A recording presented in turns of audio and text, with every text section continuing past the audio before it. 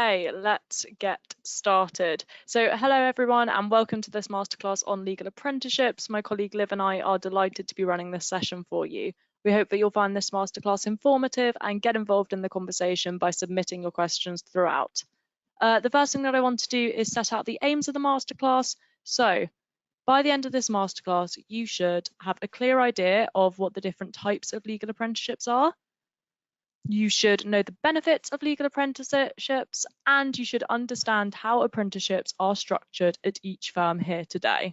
So we'll come back to those aims in just a moment, but before we kick off with our panellists, I wanted to go over some house rules.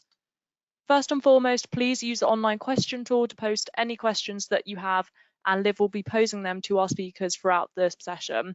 Please make sure you get in your questions early. Everyone always sends them in the last 2 minutes and we won't have time to get to your questions, so be thinking throughout. Please also use the chat tool to let us know if you have any audio or visual problems during the masterclass, and I will do my best to resolve those for you. Please note this masterclass will be recorded. The recordings of these sessions will be sent out to all registrants after the session and will be available on our YouTube channel very shortly too. Please feel free to post about the masterclass on social media using hashtag LCMMasterclass. And just one final point, we have so many amazing masterclasses coming up, so please take a look for a link that we'll be sending to you to our next masterclass, which is an SQE session with BPP, and that will be in today's follow-up email. And you can check out lawcareers.net and look at our events page for all the masterclasses that we're running this term. Okay, so just before I hand over to Liv and the panelists, I'm going to start by asking all attendees to answer a question that is popping up on your screens, and this is just going to help us know where you're coming from today to give our panelists a better idea of how to pose questions. Okay, just going to give that another minute. Brilliant. So we've got quite a lot of sixth form students, good amount of second and third years, and a lot of the other category. Brilliant. Thank you very much. Okay, fantastic. I'm going to now hand over to Liv and the panelists for the rest of the session. So Liv, over to you. Thanks very much, Neve, and welcome everybody. Good afternoon. It's great to see you all here today. As we've only got an hour, I'm going to avoid talking too much and just hand straight over to the panel for their introductions. So Sky, if we come to you first, will you just give us a brief intro? Yeah, sure. Thanks, Liv. Hi, everyone. Nice to see you all today. I'm Sky Fenton-Wells. I'm the Early Talent Recruitment Manager at Womblebond Dickinson. So I look after all the kind of assessment and selection for all our graduates and our apprenticeships as well. And Connor? Hi, everyone. I'm a second year apprentice at Burges Salmon, and at the moment I'm really enjoying my seat in dispute resolution. And I'm looking forward to finding out what my next seat will be next year. Brilliant, thank you. And Emily?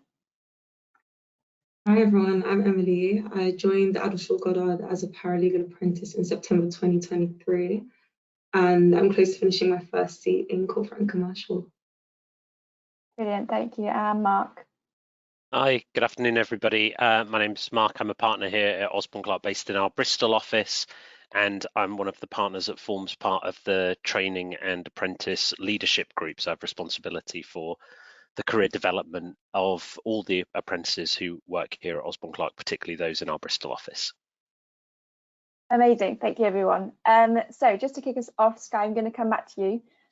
So obviously with apprenticeships on the rise and new ones kind of been added to the mix, so for example the graduate solicitor apprenticeship, I wondered if you could just give us a quick summary of what a legal apprenticeship actually is. Yeah, sure. So a legal apprenticeship is essentially kind of a paid job that offers you the hands-on work experience alongside the off-the-job training, and then that, whichever one you do, leads to a kind of nationally recognised qualification as part of that studying. So there's the solicitor apprenticeship, which is a 6-year level 7 degree apprenticeship programme, and then there's the paralegal apprenticeship, which is a 2-year level 3 programme. Perfect, thank you very much. And Connor, what would you say it was that attracted you to the apprenticeship route? I was originally very convinced into going down the university route, which obviously is somewhat called the stereotypical route into law. But what really appealed to me was firstly living independently. So unfortunately, being from a very small town in Devon, there was not many law firms providing apprenticeships. So I quite liked the idea of moving away, which obviously many attendees today will not have to do. But if it's a benefit that you believe might be something that interests you, then that's definitely something that resonated with myself. And also the practicality. I'm quite a practical learner, so the idea of putting what I learn on my remote study day into practice at work was really appealing, and I think that it's benefited me. Brilliant, thank you very much. Emily, was it much the same for you, or had you always thought that the apprenticeship route was the right route for you? Actually, yeah, quite similar to what Connor was saying.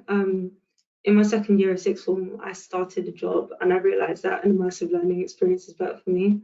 So I think that's what drew me towards the apprenticeship route, because you know, a practical learning experience was just better tailored for me. Thank you both. And I imagine it's quite natural to consider both routes anyway. It's obviously a good part of the decision-making process. Marc, just coming to you next, how involved are you with apprenticeships at Osborne Clarke? Yeah, thank you for the question. Extremely involved. I think our apprentices would say I'm probably like the nanny state. I'm involved with them too often, maybe they would say.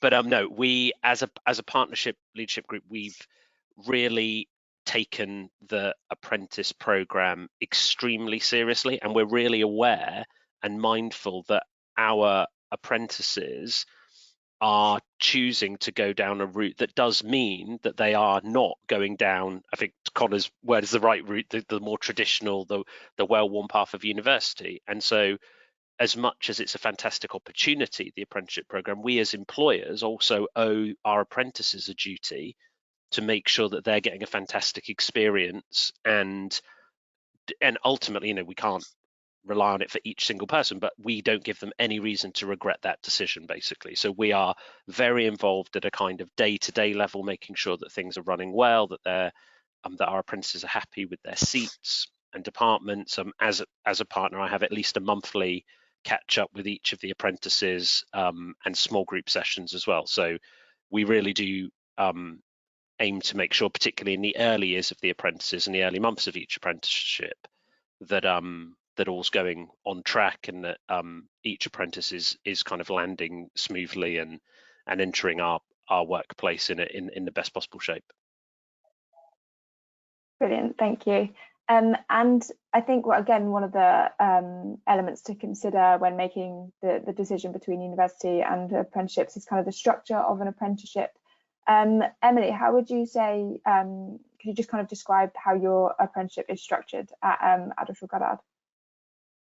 At Addleshaw Goddard, apprentices work 4 days a week with a designated study day. So in my case, my designated study day is Monday. So then I work here from Tuesday to Friday in the office. And on the study day, we have lectures that are run by BPP. And it's split into 4 days, and we have exercises and coursework to get on with. And as for the work side, there we have a total of 4 6-month seats during the 2-year paralegal apprentice course. So we get like a wide breadth of experience while we're here. The workload is heavy, but I think it's worth it, yeah. Brilliant, thank you. Sky, is it kind of similar for you at Womble, and where are the apprentices based at your firm? Yeah, it's pretty similar in what Emily was saying, with the kind of 4 days working in the office or from home, because we've got kind of hybrid working, and then the 1 day kind of dedicated to the study leave. I think the study leave day tends to change depending on university and what's been agreed with the team and that kind of thing. In terms of the overall structure of our solicitor apprenticeship, apprentices will come in and join a kind of core team for 4 years initially, and then for the final 2 years they will join the kind of training contract rotation with the graduates that come in, so they can experience 4 different seats for 6 months at a time. In terms of where they're based, so we've got apprentices in our Plymouth, Bristol, Newcastle and Southampton offices, and they're kind of spread out across all 4 of our business groups, so real estate, disputes, corporate and commercial, and yeah, those are the kind of core ones that they're spread across. Trying to think if there's anything else in terms of the structure of it, but no, I think that kind of covers it. Thanks, Liv. Brilliant, thank you. And Marc, just giving you a chance to chat about the structure as well. Is it? Would you say it's quite similar, or are there kind of nuances? No, I mean, yes, the kind of the initial 4 years of having a seat, so working in a department for a whole year for 4 consecutive years, so 4 different seats over 4 years, and then I think it's hopefully reassuring to those weighing up kind of the traditional route versus the apprentice route to know at OC, and I'm sure it's the same style comment at Wombles. Once you've completed your 4th year as an apprentice, you are then not say just, but you are joining the trainee route as if you were a trainee. So there's no kind of difference. You go into that regular kind of conventional training program. So that's 4 6-month seats over 2 years. And we would have the same expectations that we would have of our other trainees. The big advantage, I guess, you have as an apprentice is you've worked in our business for 4 years. You've had the opportunity to get to know the firm, work in different departments, so you may have a much better feel for how the business operates, what your preferences are, and things like that. But that's, yeah, it's a structure that I think works very well. And the only other thing I would just say is kind of a point of reassurance, and maybe it's me being used to very like pre-COVID working, and maybe a lot of the people on this call won't be so much. But I remember being a little bit concerned when we were designing the apprentice program at the very outset, so 6 or 7 years ago now. I was a bit worried that the apprentices would feel that because they were, like, in inverted commas, part-time, so they were only in the office 4 days, not that 5th day with the study leave, that might be a bit alienating, or might sort of mark them out as being a bit different from other employees of other trainees particularly.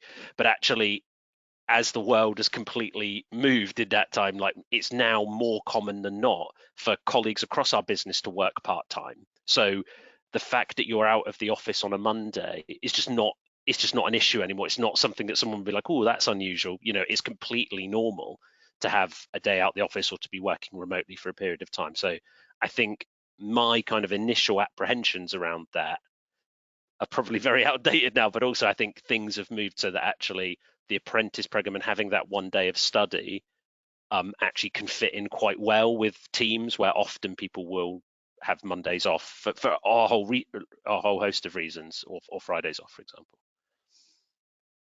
Brilliant, thank you so much. And then Skye, just coming back to you, as with kind of other avenues into the legal profession, there are obviously lots of opportunities to meet firms. Do aspiring apprentices have the chance to come into the firm and meet you before they make their applications? Yeah, they do. So we tend to run insight evenings at the firm in the locations that we're recruiting for. So the locations tend to kind of change year on year, just depending on the teams that are recruiting and kind of business need. But for each location, we'll run an in-person insight evening. We invite, aspiring apprentices to come in. We invite parents or anybody else that they might want to bring to come along as well, because we often find that the parents come along, or carers, with a lot of questions as well, just in terms of understanding the apprenticeship and what it means and that sort of thing. It's great for people to be able to come in and see the offices. I think, especially to Marc's point, kind of post-COVID, where everything kind of shut down for such a long time and went virtual, it's nice for people to come in and kind of see the offices again. We do also offer virtual insight evenings for people that obviously aren't able to make it into the office, and try and kind of share as much as we can. But yeah, those in-person events are available for them to come in and have a look. Brilliant, thank you. And definitely worth doing as well. I think, like you say, it just gives you a chance to get a feel for the place. Connor, would you say that's something that you took advantage of before you were making applications? And what other research did you do before you applied? I definitely took advantage. I attended one of Burges Salmon's open evenings, or insight evenings as one will bond call it, and I think it's important both ways. I think if you know that you think you might apply for a law firm, it's an excellent opportunity to actually assess that law firm whilst you're there. I think that aspiring apprentices potentially in the chat here will need to try and remember that actually you need to sell yourself as much as the firm needs to sell itself as well. I think that's an excellent opportunity to navigate that and to create an impression as well. I think it's an excellent opportunity to ask questions, reassure yourself, but also broadcast how excellent of an apprentice you would be at the same time. Colloquially, you might call that sucking up potentially, but actually it's more about that. It's more about leaving something that you can be remembered by when you're applying on your application. But as well as attending open evenings, I also made sure to, before that, research the firm's core values, and that's something that's really important both in your applications and whenever you create an impression with someone from the firm or representative, because any keywords or buzzwords or synonyms for such things are recognised by resourcing or people teams. I'm not sure if that's something you'd agree with, Skye, but it's definitely something that I've recognised in my process and it benefited me. Yeah, absolutely. I think, sorry, Liv, to interrupt you. Yeah, completely agree with that, Connor. You can definitely notice the difference between people who've kind of done their research and looked at the values and can kind of link their strengths and skills to what the firm might be looking for. So yeah, totally agree with that. And Liv, if I could just add to that, Connor, if I could just add to that, because I think I often find, this is not to say, of course, it's not to say every one of our apprentices has come to our open evenings. You know, obviously there'll be other routes, but I would say from the outside impression that the most nerve-wracking part of the whole application process at any firm, and I try and make the Osborne Clarke one as nice and friendly as possible, but is the final interview with partners of the firm or with senior HR directors. It is nerve-wracking. It may be the most kind of formal interview you will have done in, you know, if you're from sixth form, other than maybe university interviews, if you've gone through that process. It's going to be quite nerve-wracking. And I feel that if you've had the opportunity to come to the office to meet, you know, I'll be doing the majority of the interviews for OT. If you've had the chance to come and meet me, see that, you know, but broadly speaking, I'm all right, I'm friendly enough to speak to, it doesn't feel such a shock or like so cold to come into the office for the first time just for that interview. So I think just having that familiarity, knowing what the office looks like, what who the people are, I think it's a really nice thing to have the chance to do. I think just to quickly add one more point on top of that, which is somewhat in relation to what you were just saying, Marc. If you know who your interviewer is or who the people team are, lawyers involved in your development as an apprentice, it's definitely important to gain an understanding of the work that they do as well. It's something that you can demonstrate you've done your research, which is a massive tick. And if you understand the work that the law firm is doing, again, that raises my original point of you understand the work that the law firm will be doing, so you know it's something that you might enjoy or might have an interest in, as well as actually being able to demonstrate that you have the forward thinking and initiative to put that effort in place. Perfect, thank you everyone. I think there's some really great takeaways there and some advice to kind of apply. And just sticking with you, Connor, for the next question. How did you kind of go about finding your apprenticeship? Were there specific sites you used, or what was your process? Quite simply, luck. I heard about it through a friend's brother, and you can continue going down that sort of distant relation, because it just simply wasn't broadcast in my sixth form.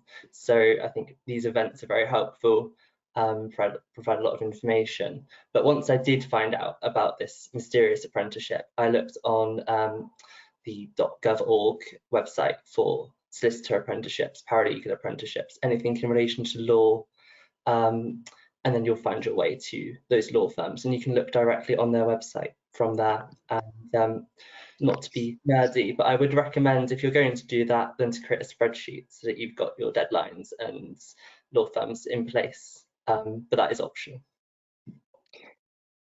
Brilliant, thank you. And Emily, just coming to you, how did you find the actual application process?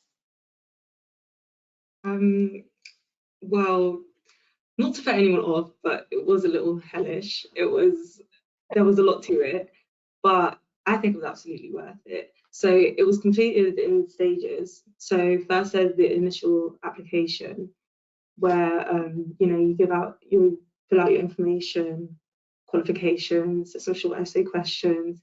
Then there was a timed audio submission where we got cold questions with no time to prepare, about like 1 or 2 minutes, like right before you take a video, and then you submit that. And then the next stage was a situation awareness test. It was multiple choice. And then after that, we had our assessment center, which was split into 3 sections, which was the proofreading task, a group task, and an interview. Perfect, thank you both. And I think Emily kind of reiterated Marc's point there about the application process being quite daunting, especially when you're coming at it from such an early stage in your career as well. Now, Marc, we often get asked about the benefits of doing an apprenticeship over going to university. For example, what would you say are the benefits of pursuing a legal career via the apprenticeship route? Well, look, I'm a huge champion of apprenticeships at our firm and more widely across the legal sector through the City Century partnership. So I am unabashedly biased. So I'll talk about those, but I do want to say at the outset that I also don't want anyone to think like I'm being in any way sort of hypocritical or contradicting. So I did law at university. The apprenticeship route wasn't open to me. I really enjoyed studying law. If you're interested,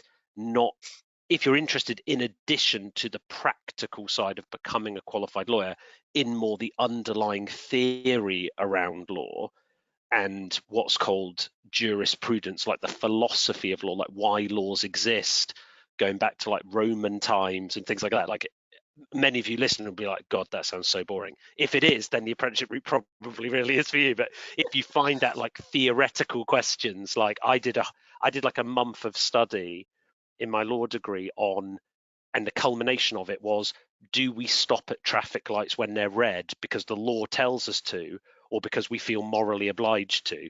Like that is not the sort of question that companies are going to pay us money to answer in theory. So there are lots of good reasons to study law or other subjects at university, and I would never put someone off from that.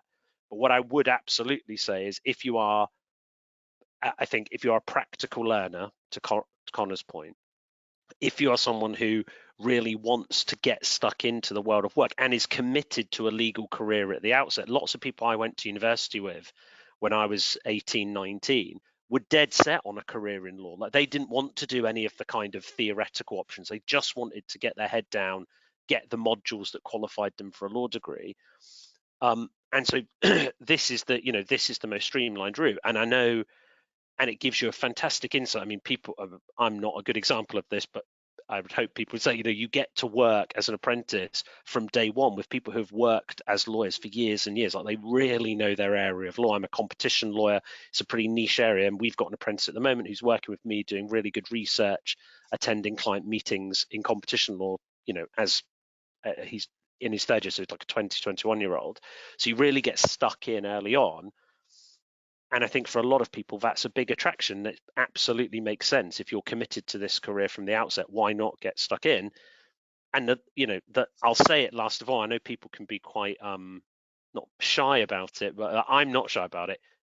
It's financially clearly a million times superior.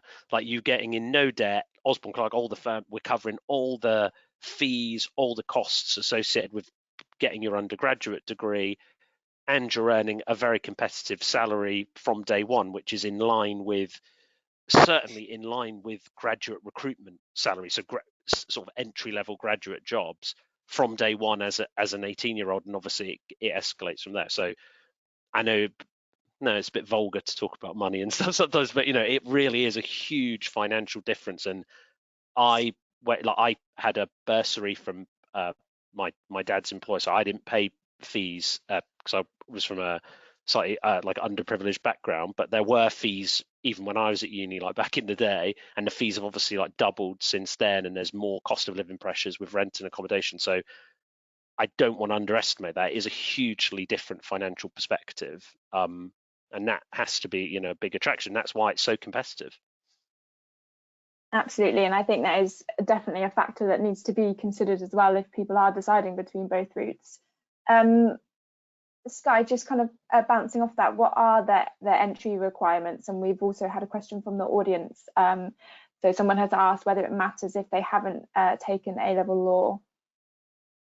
Yeah, sure. So the entry requirements for WBD, we don't look at academic requirements for any of our early talent recruitment, but for the apprenticeship, the entry requirements are set by the University of Law, who are our education provider. So you need to either have obtained or be on track to obtain 3 A levels at C or above, or equivalent of A levels. And you also have to have 5 GCSEs, including maths and English or equivalent, at grade C or 4 or above. So those are the entry requirements. And just in terms of the question about having to have studied A-level law, no, absolutely not. You know, we're looking for potential, we're looking for transferable skills in our recruitment processes.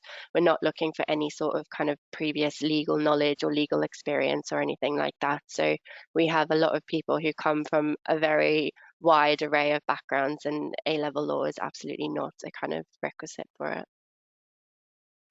Brilliant, thank you. And I'm just going to stick with some of the audience questions because I think they're kind of on topic. So somebody else has asked, can you apply for the solicitor apprenticeship in year 13 when you have your AS level results but not the full A level? I don't know, Marc or Sky, whether one of you would like to take that. Yeah, well, from OC. Oh no, sorry. Yeah, no, No, sorry. you go, So from OC, from Osborne Clarke perspective, I think. I mean, of course, it's not every candidate, but I think a majority of our candidates are in exactly that position. So they will be year 13 candidates, so in their final year of A levels. That's our absolute. That's completely normal. That's exactly the level we'd be.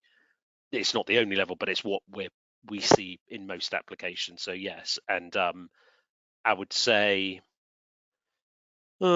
quarter, maybe less of the candidates that we see have studied A-level law. It's certainly not a requirement by any means. I actually, this probably shows again how things have changed recently, is I did do law at uni, and I was very clearly told by my kind of A-level tutors not to do law at A level, that it was like a bad thing, which seems odd, doesn't it? Like, don't learn any law when you're about to do law. But there was like a thing that it's almost like it will give you a false impression. I think, based on some of the feedback that we've had from apprentices who did do A level law, that actually they have found it useful in terms of just the very basic concepts and things like that. So I completely agree with Sky.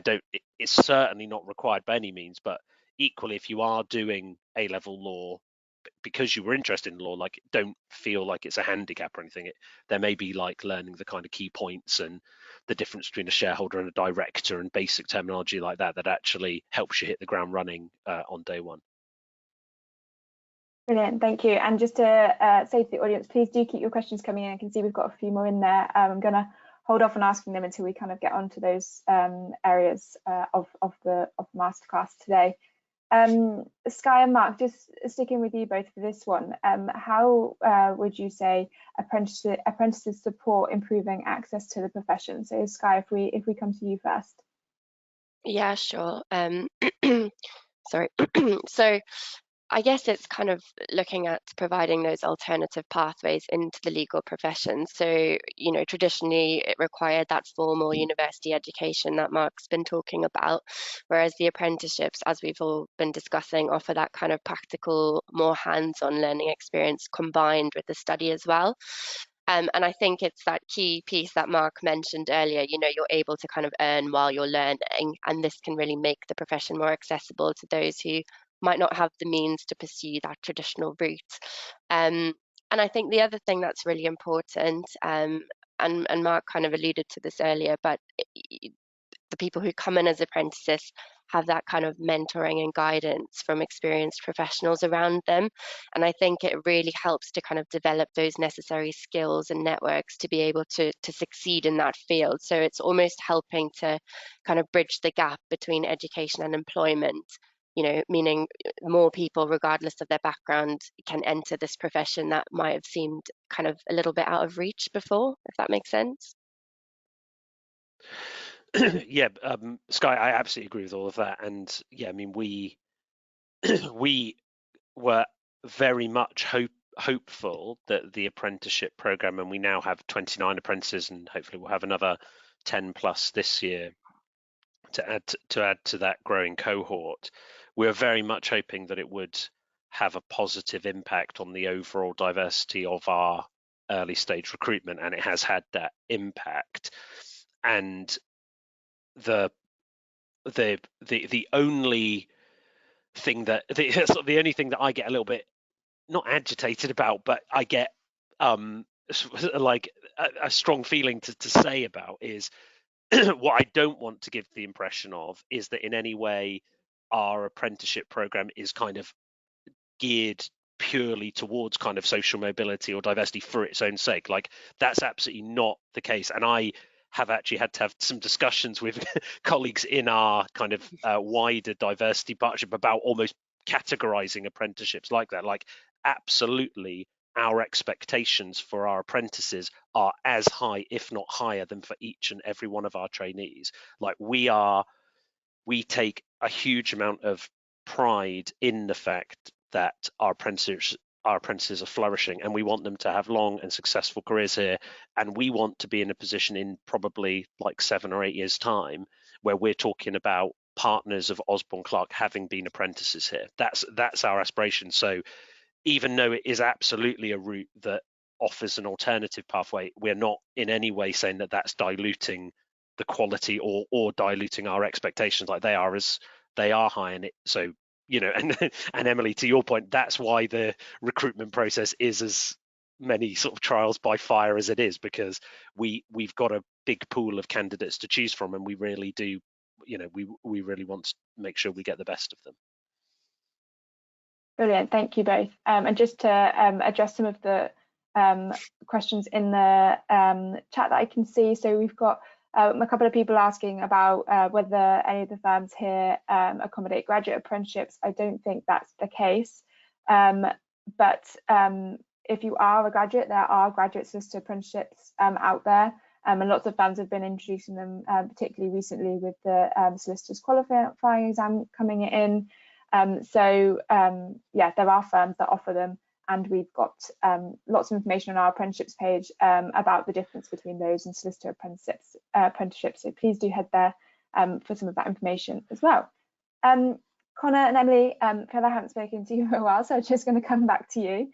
We talked briefly about the structure of apprenticeships at the start. Connor, you've mentioned the seat that you're currently in. So I just thought it'd be quite nice to touch on those in a bit more detail. So Emily, if we just start with you, what seat are you currently doing? What sort of work are you currently working on? So I've been doing my first seat in corporate and commercial.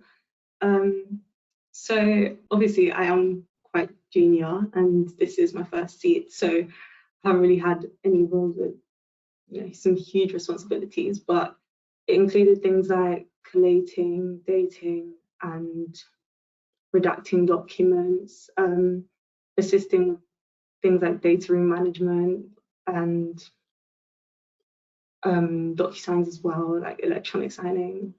Yeah, and just small roles like that, just like assisting and kind of getting a feel for the paralegal role. Perfect, thank you. And Connor?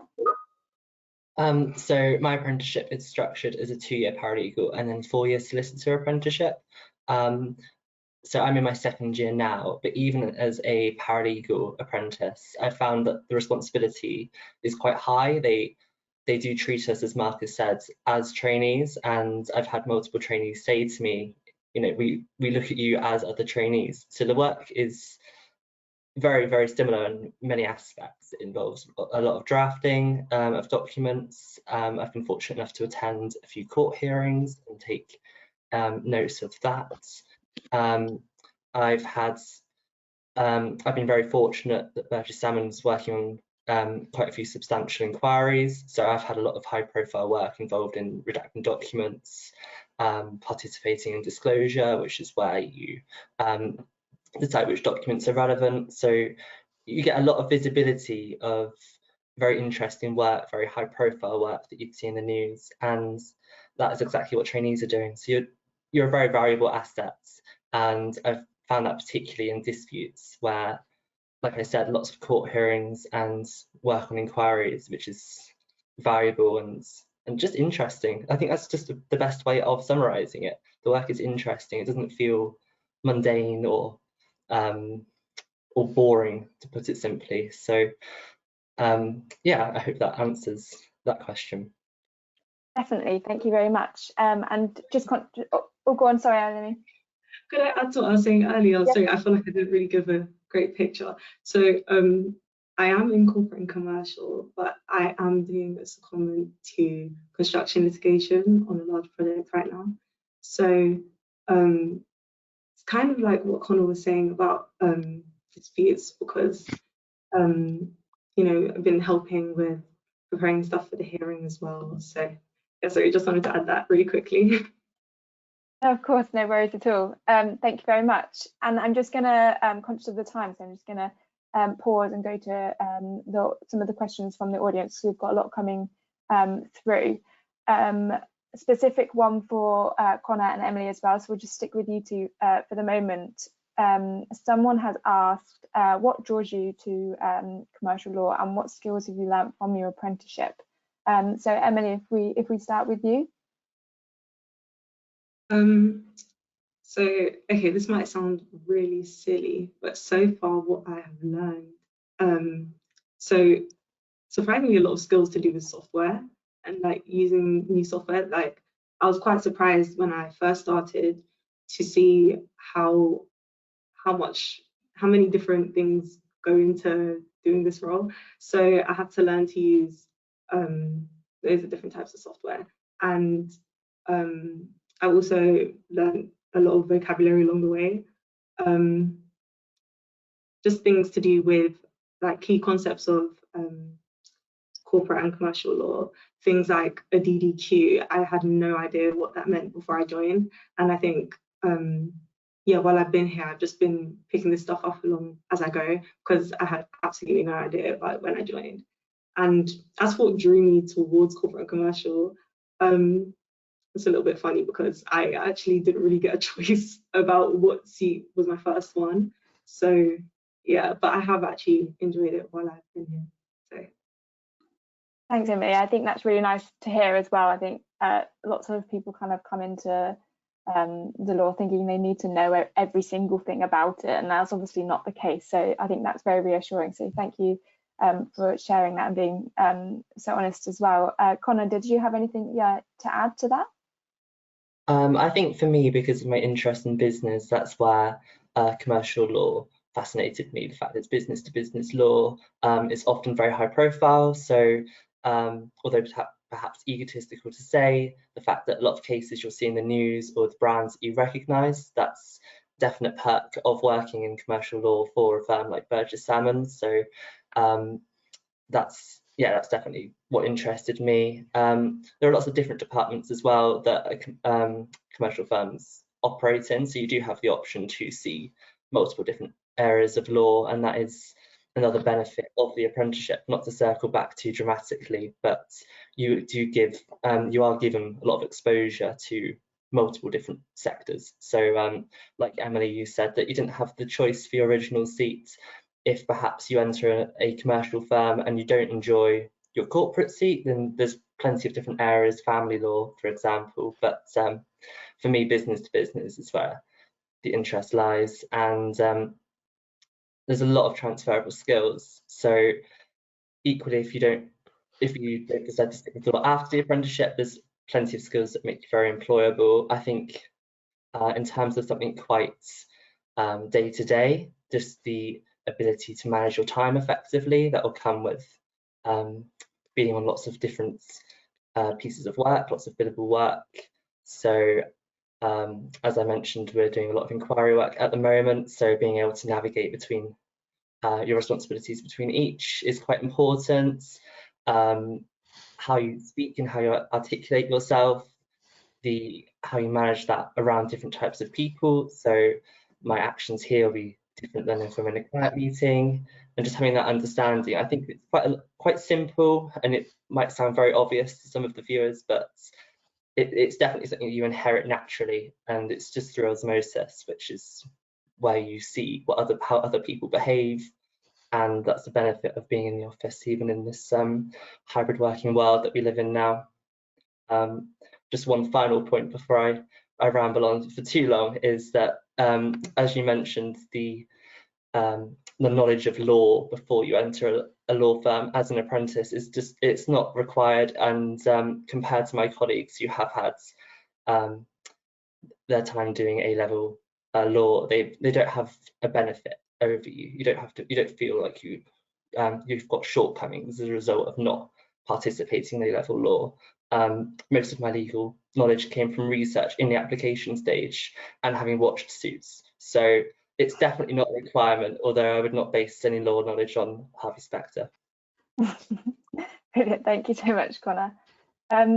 We touched briefly on this earlier, but Sky, where would you say the best places to find solicitor apprenticeships, paralegal apprenticeships online and things like that? I think they're becoming more and more kind of advertised and well known now. I think definitely sites like Law Careers Net and kind of Legal Cheek, All About Law, those are quite good because there's a lot of information all kind of grouped together there, and a lot of signposting to the different firms that are recruiting for the different kinds of apprenticeships. I think Connor mentioned the gov.uk website earlier. That's pretty good in terms of looking for different apprenticeships. And Not Going to Uni is another really good website to have a look on. So yeah, I think if you just kind of look at those, there's a lot of signposting that goes on.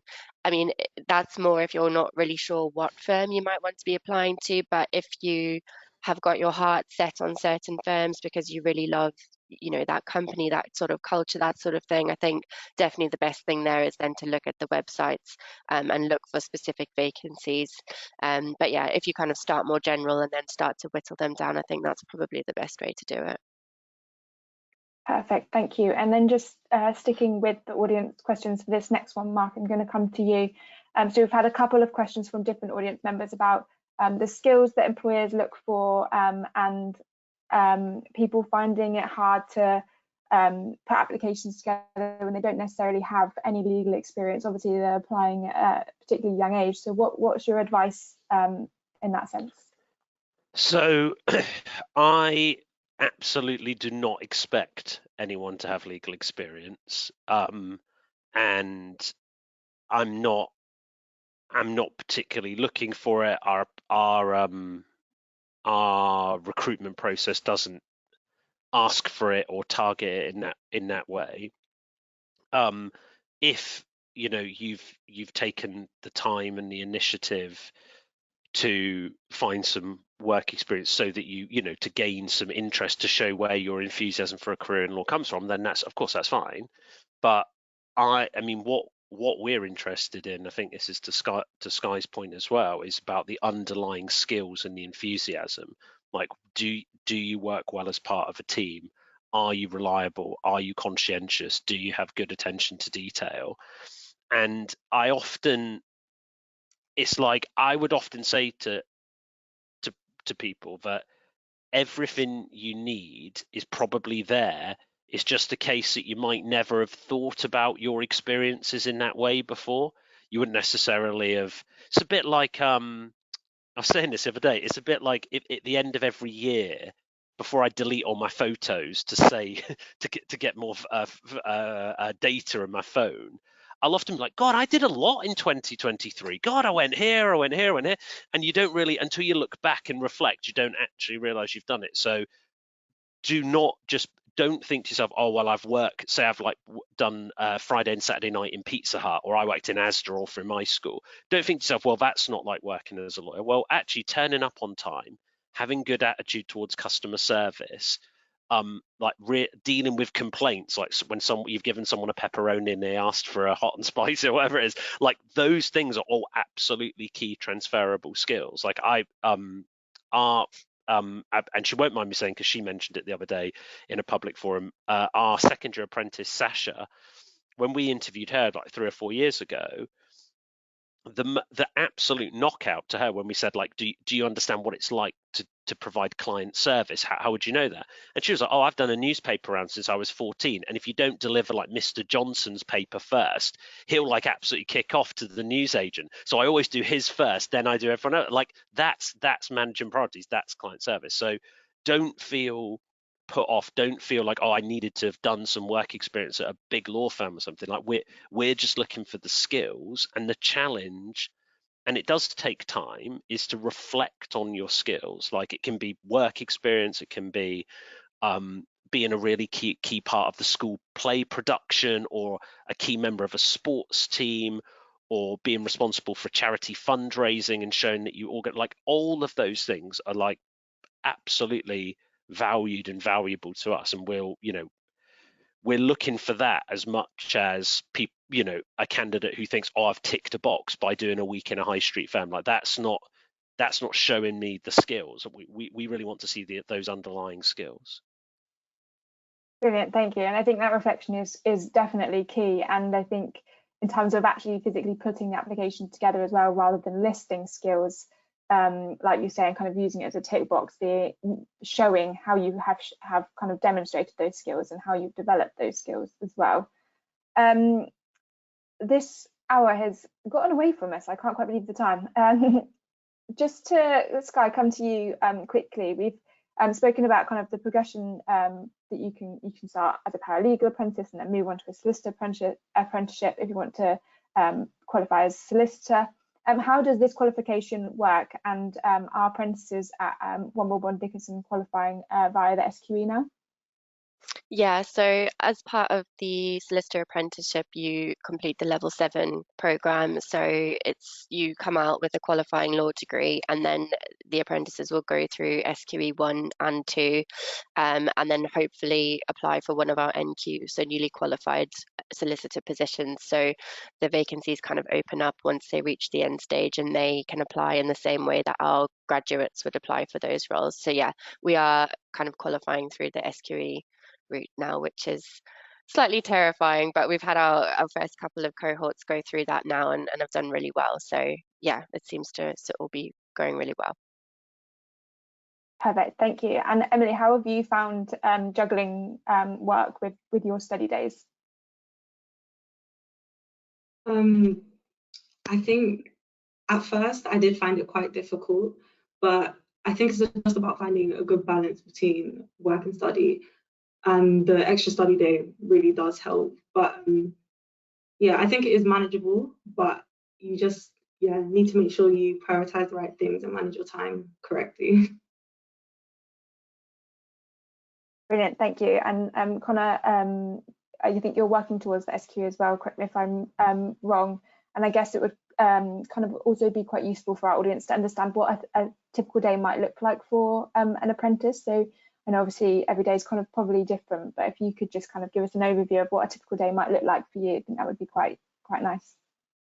Yeah, definitely. For me, I tend to have a regular supervisor catch-up every day at the start of my day. A lot of the work that we complete as apprentices, or at least I found in my firm, I have to ask you, Emily, afterwards, is that it's funneled from your supervisor down to you. So if they're working on a particular matter, a particular project or an inquiry, then you'll be very involved in that. So therefore the supervisor catch up at the start of the day usually puts me in a good position as to what to expect in terms of how much capacity I have to ask for other tasks from other people. Capacity is an interesting word. That's basically how free you are, which again is something that you might not understand until you get to a law firm. So that's really helpful, and then from there I'm able to judge my time and send capacity emails saying how much time I have to other lawyers or trainees in my area, which is disputes. saying if there's any matters that I can assist with. So that'd be my typical day overall. However, as you get more senior, you might have more matters where you have more responsibility and less supervisor involvement, where perhaps each day you can start your day knowing what you have to do because it's an ongoing responsibility, which I'm very lucky that I've begun having that and I'm enjoying that. Perfect, thank you. I've just had a question come in from the audience as well, which I wanted to make sure that we answered just to get rid of any worries. So somebody has asked, do I need a law degree to become a solicitor if I go through the paralegal solicitor apprenticeship route? So Marc or Skye, I don't know if either one of you wanted to just kind of demystify that. You want me to take this one, Marc? You? Yeah, no, absolutely not. So you would, as we've kind of spoken about, come to us, you know, the entry requirements are those A-level GCSEs that I outlined, and then as part of your studies, you would, and you're kind of working at the same time, you would obtain your qualifying law degree as you kind of moved through the training and the working. So you definitely don't need a law degree. Brilliant, thank you. And Marc, we've spoken about the kind of the opportunities, the types of work and things like that. How often though do you find yourself working with apprentices or apprentices working with you? So I'm in a relatively niche area of law, so competition law. So we don't have an apprentice every year in our team, but we do this year. So I work with James, our third year apprentice, every day. So he works on various matters for members of the team, including some of our biggest clients. So we work day to day. He'll attend a lot of in-person meetings, take meeting notes, follow up with clients on next steps, be responsible for kind of keeping progress monitored and moving along on bigger projects as well, and carrying out really important research tasks as well. Competition law, if I was trying to sound boastful about it, is a relatively complicated area, and so it requires and there's a lot changing all the time, a lot of new cases, new developments, and James is really involved in doing that. So yeah, when we have an apprentice in our team, it is on literally a day-to-day day-to-day, hour-to-hour working basis. But we and I think similar to the other firms here, I mean, we're a big firm. We have lots of different areas, so all our apprentices will have opportunities to work in a whole range of different departments. Brilliant, thank you. And we've also mentioned the kind of the daunting nature of applications and applying and doing the interviews and things like that. And so Marc, just sticking with you, because I think you kind of touched on this briefly earlier, but is there kind of one thing or that apprentices should know about when they start on their first day? Yeah, well, first of all, let me say, so I mean, I know it will feel daunting, but we really do try and make every effort so that the application process is not as daunting as it may seem, and we really do just want people to be themselves as much as possible and not feel that they have to kind of put on an attitude or a persona. Like, we really are keen to make sure, as much as you want to get the job, it also has to be right for you. So we want to see your true self. But I think when you first join as an apprentice, there's lots of training at the outset. It's not we don't have any expectation that you're just going to come in and like hit the ground running straight away. So there's lots of support and help. And I mean, my number one tip to an apprentice on their first day, I mean, we kind of force this, but I would say it's a tip anyway, is make sure you stay as close and as part of the wider solicitor apprentice group as possible. Like, use the second year apprentices as your buddies. They've just been through that first year. They'll have all the inside track, they'll have all the tips. Like, use the network that you've got as your kind of key first line of resource. And that hopefully in our place and our place of work, we're always here to answer questions, but people have lots of little questions that can niggle them, like, oh, can I, what should I wear today? Like, I've got a meeting, do I have to wear a tie or not? And like, you can ask anyone about that, but I think it's nice if I'll ask the apprentices, they did it, and that it'll be kind of, there's no sense of judgment. It's kind of a team spirit. So my number one tip would be, when you join as an apprentice, remember you are part of an apprentice community, a big cohort, and you've all got each other's back, and you know, you'll pay that forward when you're a second, third, fourth year. You'll be helping the ones that come after you. Brilliant, thank you. And someone's just asked about whether a paralegal apprenticeship directly leads into the solicitor apprenticeship. Sky, please correct me if I'm wrong, but yes, so you can either do the paralegal apprenticeship, qualify as a paralegal and stop there, or you can then go on to and do a solicitor one and qualify as a solicitor. Yeah, that's right. Yeah, and I think, as Connor was saying earlier, it becomes shorter then if you're not starting the solicitor apprenticeship from year one. So if you do the paralegal apprenticeship, I think, Connor, you were saying your solicitor part of it was 4 years, wasn't it? I think it depends on the education provider, but some time does get kind of taken back from the solicitor apprenticeship on that. Perfect, thank you. And Emily, just coming to you, what would you say has been the most enjoyable or your favourite aspect of the apprenticeship so far? I think it's just that there's never anything, like I'm always learning something new. Like there's never a day where I'm not learning anything. So I feel like it just keeps me interested and keeps me alert, keeps me on my toes. And yeah, it's just never a boring day.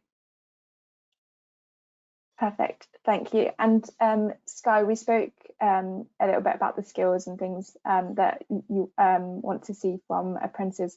What is it kind of when you're looking at applications? What are you looking out for in apprentices? So there's not a typical kind of person that we're looking out for, and I think this, to Marc's points earlier, we're looking for that potential. We're not looking for someone to come, you know, ready, equipped with all the knowledge and everything. We're looking for people who come from diverse backgrounds, who are going to add something to the team rather than kind of being a fit in that team, if that makes sense. I think things that we kind of look out for are, you know, enthusiasm for joining our business, an interest in the business, but then we also look for kind of strengths that are related to the 4 behaviors that we tend to look out for. So things like collaboration, client focus, creating value, and adaptability. So we're looking for people who can kind of come to us with those skills, and then we can kind of develop those. So I don't know, the kind of things we might look out for are, how does someone work in a team? What strengths would they bring to a team? Does it look like they're kind of willing to go the extra mile? How do they approach solving a problem? All that kind of stuff. So yeah, we're kind of looking for those skills and strengths to be drawn out in the initial application process. Perfect, thank you. And just looking at the time, I feel like we could definitely do another hour on this, but I always find it's quite nice to close with some advice, and I want to make sure that we get round to each of you. So got about 30 seconds each. So if you could each just think of some closing advice for anyone, I guess either applying for an apprenticeship or trying to decide between whether they want to go to university or do an apprenticeship. What advice would you give to them? So Marc, if we start with you. Yeah, well, I'll just recap with what I said earlier, which is about don't think of yourself as, don't think of what you haven't got in terms of experience. Think really carefully about all the things you have done and the skills that you've developed and the experiences that you've had, and come ready to talk to those. We want to know about what you have done. We're not worried about what you haven't done so far. You know, most apprentices are so young and it's such an early stage of your career. So just have a real careful think about what you have done, hobbies, part-time jobs, things like that, and try and translate that into some of the skills that we're asking for. Brilliant, thank you. And Connor? I struggle to narrow it down to one, but my 2 small pieces of advice would be, firstly, to go into your interviews, your assessment centre days, meetings, open days, anything at all that with the firm, well prepared. Make sure you've got adequate research and show your initiative.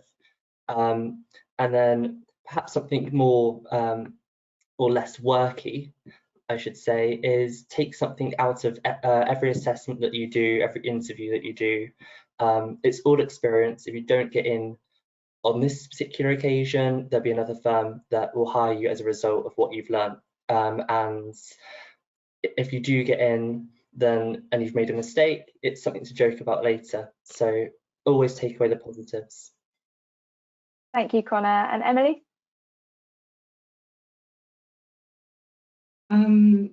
I'd say my first piece of advice is I'm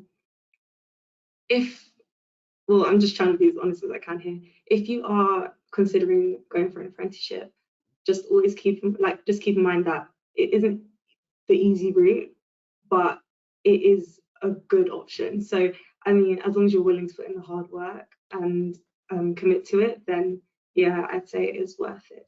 And another small piece of advice, just ask for help. Don't ever be scared to ask for help. It's like no question is ever stupid, no problem is too small.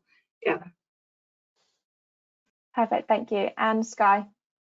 I'll try and be really quick, Liv. I think there's not much to add to what everybody said. I agree with all of that, but I think to Marc's point, kind of thinking about your skills and your strengths, it can sometimes be quite difficult to kind of sell yourself and recognize those, yourself. So I think even asking family, friends, teachers, what sort of things do you think I'm good at? Those kind of things is really helpful.